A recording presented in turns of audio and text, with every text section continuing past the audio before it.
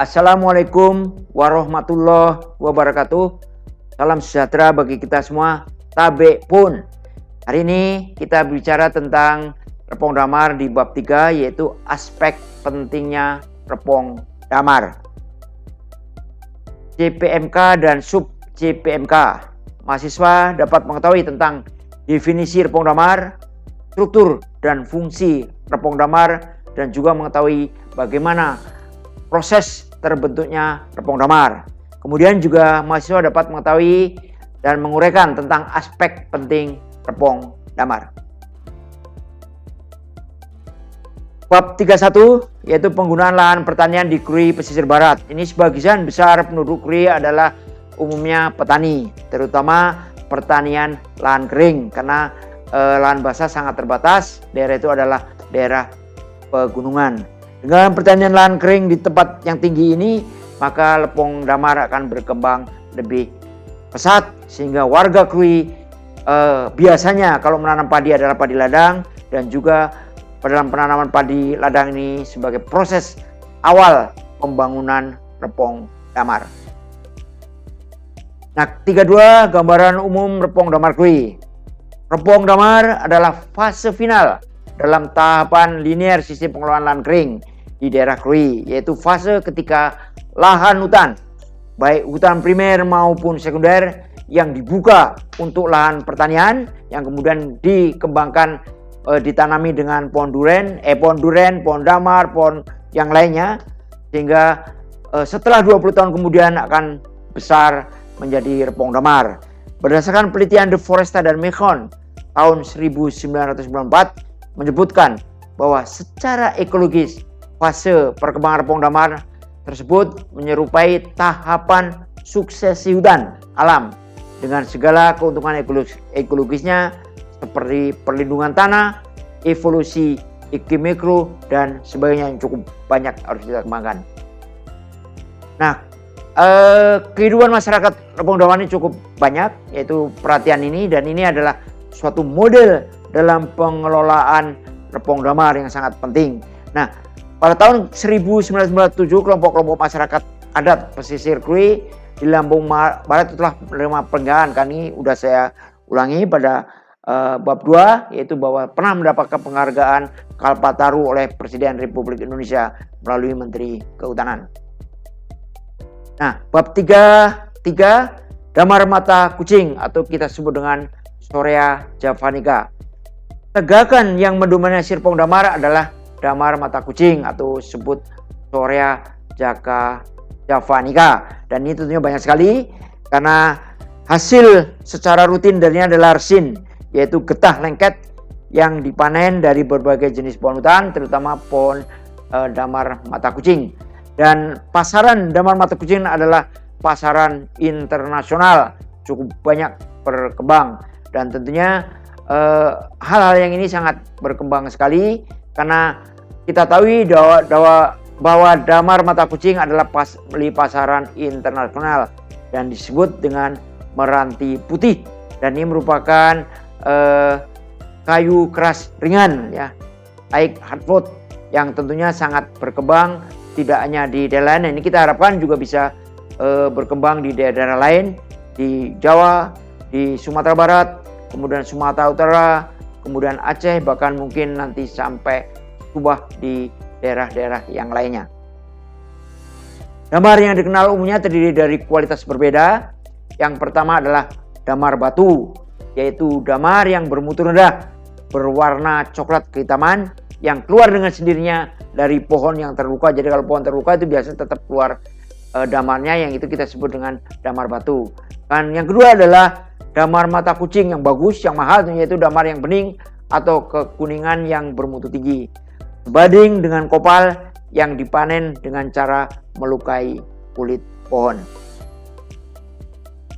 Nah, damar mata kucing atau Shorea javanica ini memiliki bentuk batang lurus, silindris, dan berbanir setinggi 3,5 meter dari permukaan tanah. Tinggi pohon dapat mencapai 40 meter, jadi cukup tinggi, dan jumlah spesiesnya mencapai 130 jenis, dan sebagian besar tumbuh secara alami di hutan Kalimantan dan Sumatera. Iklim tempat tumbuh damar adalah yang iklim basah sepanjang tahun dengan curah hujan 3.000 sampai 4.000 mm per tahun. Curah hujan yang lebih kecil dari 60 mm per bulan selama 3 bulan juga bisa dapat mengakibatkan kematian. Ini juga yang menjadi perhatian. Tempat tumbuh umumnya adalah tanah yang sarang, agak rapat dan sumur dengan pH antara 5,9 sampai 6,3. Pertumbuhan terbaik terdapat pada lereng gunung. Ini yang perlu diajukan dengan drainase baik dengan ketinggian antara 300 sampai 1.200 meter dari permukaan laut. Berbuah panjang 4 tahun, terutama pada bulan Mei, Agustus, dan Oktober. Ini adalah penelitian dari Departemen Kehutanan dan Perkebunan tahun 1999. Nah, kualitas resin damar ini cukup banyak, dari mutu A, mutu AB, mutu AX, mutu KK, terus mutu EE dan mutu yang lainnya. Dan ini tentunya akan mempengaruhi harganya. Dan kita tahu bahwa sehubungan dengan ini maka pembibitan damar mata kucing ini perlu kita kembangkan, sebab yang akan datang kita akan, bila bibit pohon damar itu tidak bermutu atau tidak berkualitas tinggi, maka mungkin mutu damar akan lebih rendah, sehingga penelitian tentang bagaimana bibit unggul perlu dilakukan setiap tahun, setiap yang akan datang, sehingga besok yang ditanam di repong damar ini adalah damar mata kucing yang berkualitas unggul.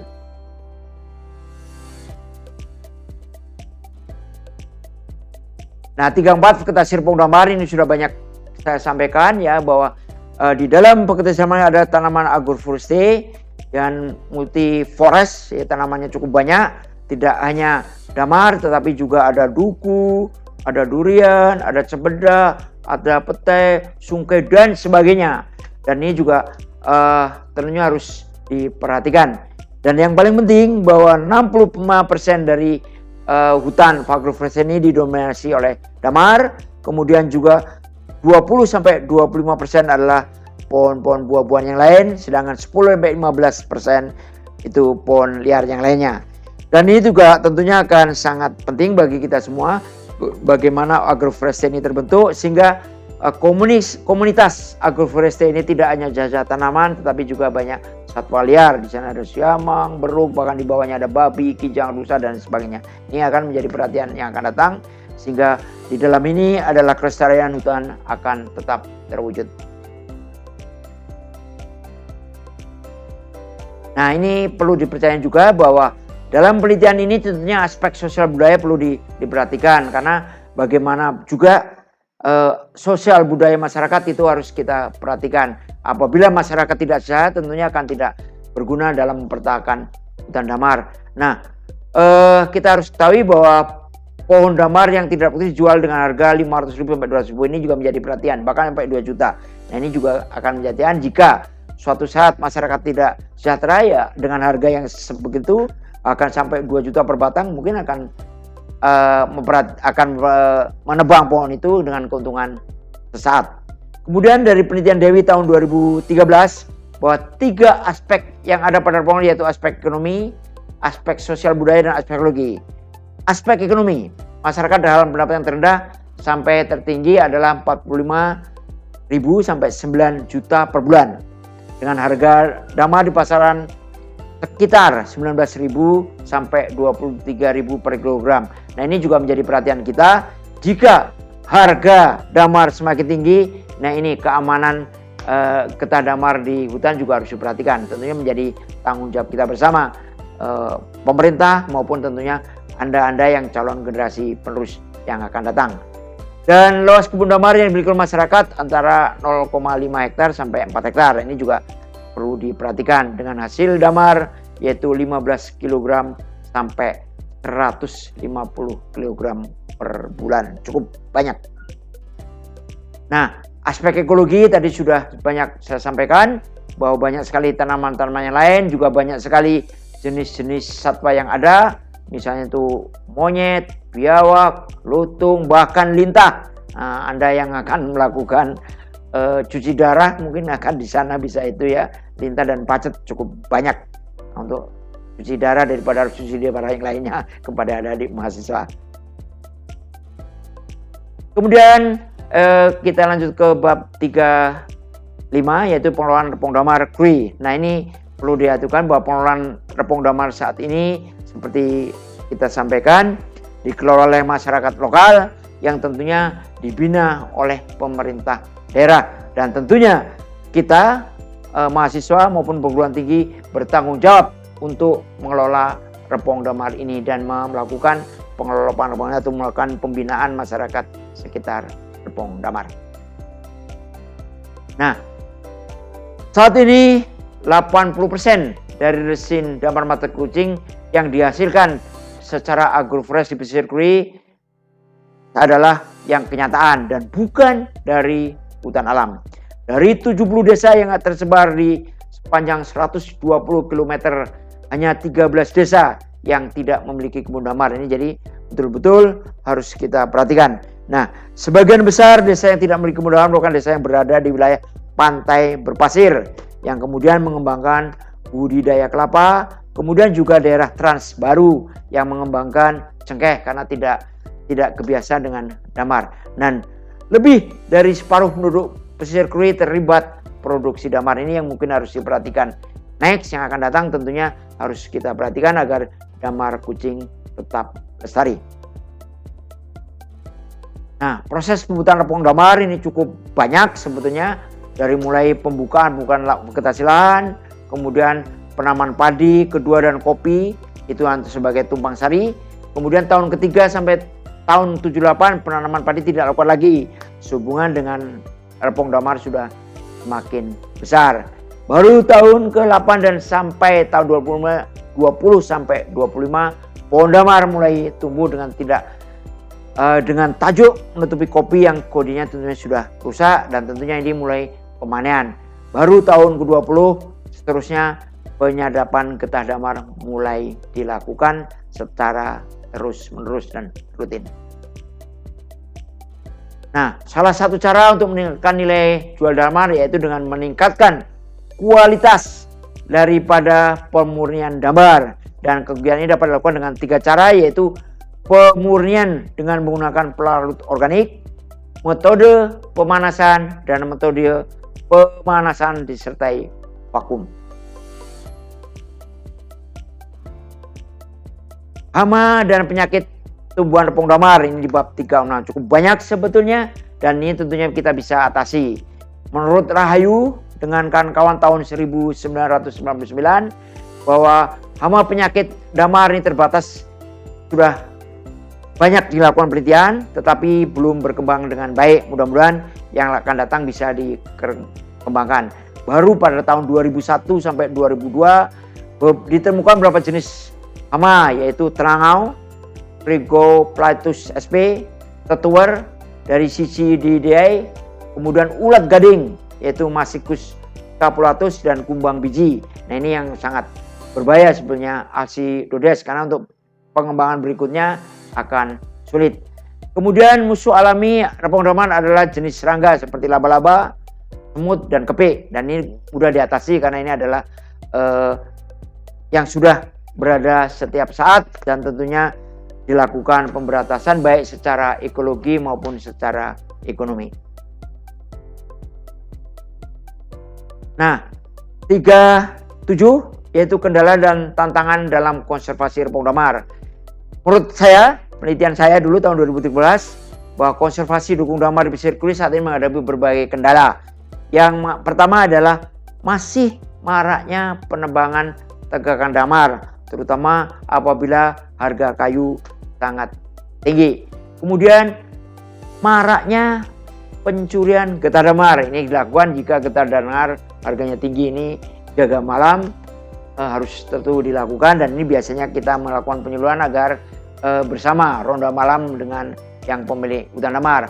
Kemudian yang paling bahaya juga adalah penurunan produktivitas getah damar, yang ini sebagian besar tidak lagi menunggu dalam waktu yang optimal untuk panen. Ini kan dilakukan, artinya mengapa demikian? Karena mereka begitu melakukan penyadapan langsung diambil, tidak nunggu lama, sehingga kualitas getah damar itu sendiri turun, kemudian juga produksinya turun karena adanya juga tadi sebut maraknya pencurian. Nah, 37 yaitu kendala dan tantangan dalam konservasi Repong Damar. Ini cukup banyak yang kata tadi ya, hama dan penyakit tanaman, peran kelembagaan masyarakat, kemudian peranan lembaga adat, kemudian juga minimnya lembaga ekonomi pada tingkatan masyarakat petani. Kemudian juga penguasaan teknologi pasca panen petani sangat minimal. Nah, ini yang harus kita perhatikan. Nah, yang akan tentunya kewajiban pemerintah daerah untuk melakukan penyuluhan, kemudian pembinaan petani Repong Damar sehingga mereka akan lebih sejahtera yang akan datang. Dan menurut Albijar Effendi dan Alipinur tahun 2013, data produksi damar tahun 2012 yaitu mengalami penurunan. Nah, ini juga menjadikan 2013 sudah mulai penurunan. Permasalahan yang utama adalah penebangan kayu, bibit yang tidak berkualitas, dan getah damar yang asal-asalan. Artinya tadi seperti itu, begitu diambil karena tadi ada pencurian, kalau tidak diambil menunggu kualitas bagus atau melakukan pengumpulan dia akan diambil orang dulu, hingga kita ambil cepat-cepatnya ya ini. Nah, ini tentunya perlu adanya solusi agar pengembangan damar ini dilakukan, yaitu dengan cara pembibitan yang terbaik. Tadi sudah saya banyak bahas di bab 2, kemudian pelatihan dan juga pengolahan dari getah damar. Nah, pada bab 3,8 ini, subbab 3,8 dinamika komunitas tumbuhan Repong Damar ini, komunitas tumbuhan tanah berkembang cepat pesat, dan ini juga menjadi perhatian kita semua karena yang tumbuh di hutan tropis ini termasuk di damar mata kucing di Lampung Barat maupun di Pesbar ini sangat stabil, sehingga pembentukan penutupan tajuk itu semakin besar sehingga matahari tidak sampai ke pahan, sehingga anakan-anakan dari damar mata kucing ini sulit berkembang. Oleh sebab itu kita perlu sekali melakukan pembibitan di luar kawasan tanaman Repong Damar.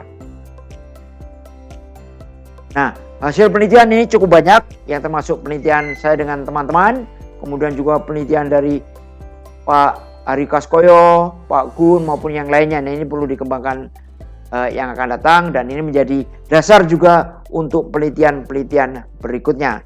Dan dinamika ini tentunya akan lebih berkembang jika kita akan bisa berbakti lagi kepada bangsa dan negara Republik Indonesia yang kita cintai ini, kemudian juga kepada masyarakat sekitar hutan. Yang kita tahu ada slogo atau pengembangan dari Kementerian Kehutanan, bagaimana hutan lestari, masyarakat sekitar hutan tetap sejahtera. Nah, ini perlu diperhatikan, dan ini ada yang menghambat terjadinya hutan sekunder karena pengembangan seperti tadi sudah saya jelaskan tadi, iklim mikro, kemudian invasi jenis eksotik, kemudian tanah yang mulai tidak subur dan sebagainya. Oleh karena itu tidaklah heran jika tumbuhan yang berhubungan pada hutan sekunder mudanya adalah jenis-jenis pionir yang bisa lebih berkembang. Nah, keberhasilan ini tentunya sangat penting bagi kita semua, dan kita harus lakukan terus supaya bisa menghasilkan damar yang berkualitas tinggi dan getah damar yang tentunya juga berkualitas tinggi. Tidak hanya getahnya tetapi juga pohonnya dulu awal, termasuk pohon-pohon bibit-bibit yang akan datang. Terima kasih. Billahi taufiq wal hidayah. Wassalamualaikum warahmatullahi wabarakatuh. Semoga bermanfaat.